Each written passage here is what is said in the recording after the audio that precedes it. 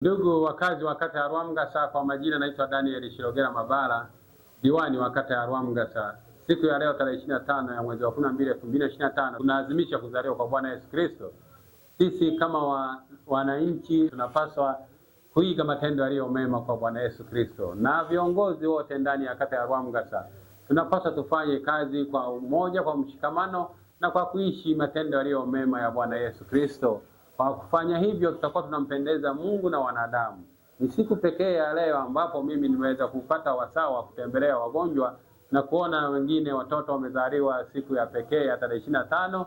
Nikafika zahanati ya Rwamgasa na kituo cha Bama Tunza Mtoto na kwa Manywele zahanati. Kwa kusema hivyo, mimi naendelea kuwatakia mwaka wenye baraka tele nyingi kwa wakazi wote wa kata ya Rwamgasa. Tukawe na afya njema, tukalitumikie taifa kwa umoja na mshikamano. Tukiangalia maandiko pia Mathayo 7:12 inasema tunapaswa kuwatendea watu kama vile ambavyo sisi tungepaswa kutendewa. Maana yake kila binadamu tukawe watu wa kupendana na umoja na kutendeana yaliyo mema. Asante sana, Mungu wa mbinguni awabariki sana.